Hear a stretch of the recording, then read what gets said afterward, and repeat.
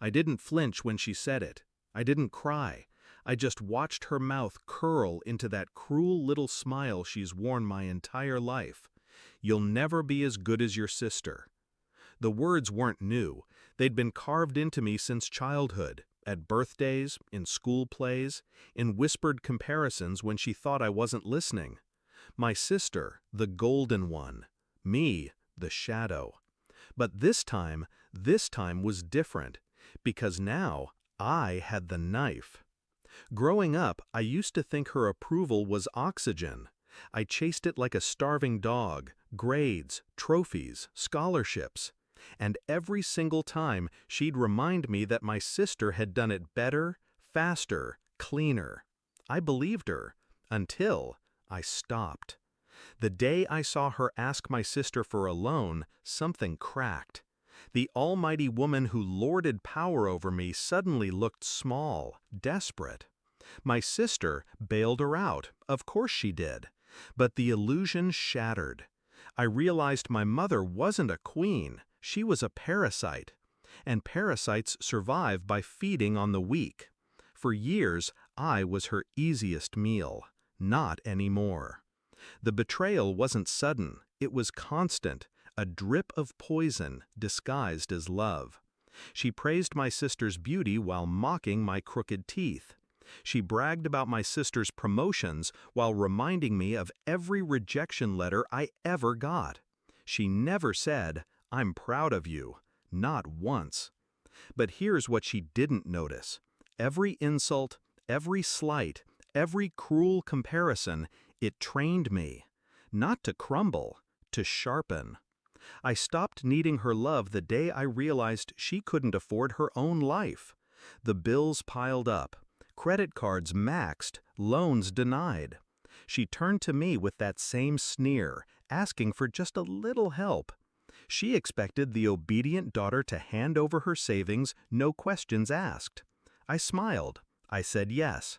But inside, I was already building the trap. I didn't give her money, I gave her rope. Every bill she forwarded, I documented. Every lie she told my sister about unexpected expenses, I traced. I built a ledger of her manipulations, a neat little archive of her greed. I started small, paying only what she absolutely needed, just enough to keep her afloat. She thought she had me wrapped. In truth, I had her dependency coiled tighter around her throat with every check I wrote. The beauty of it was patience. Parasites get careless when they think the host is secure. And then, tonight came. Family dinner. The same suffocating dining room where she'd humiliated me 100 times. My sister sat across from me, flawless as always, sipping wine and unaware of the storm I'd brought in my pocket. Mother leaned back, her glass raised, her face lit with that familiar disdain. And she said it, the line I'd heard my whole life. "You'll never be as good as your sister." But this time, I didn't swallow it. I didn't shrink. I stood, calm, steady, and I said, "Then ask her to pay your bills." Silence. You could hear the clock ticking on the wall. My sister's glass froze midair. My mother's face went pale, then red, then pale again. I didn't stop. I pulled out the folder I'd brought, her debt statements, her loan requests, every desperate text she'd sent me at midnight. I laid them on the table like evidence in a trial. My sister's eyes widened as she scanned the numbers. The vacations Mother had claimed were gifts from friends. The medical bills she'd sworn were emergencies. Lies unraveled, one by one. My mother tried to speak, but her voice cracked.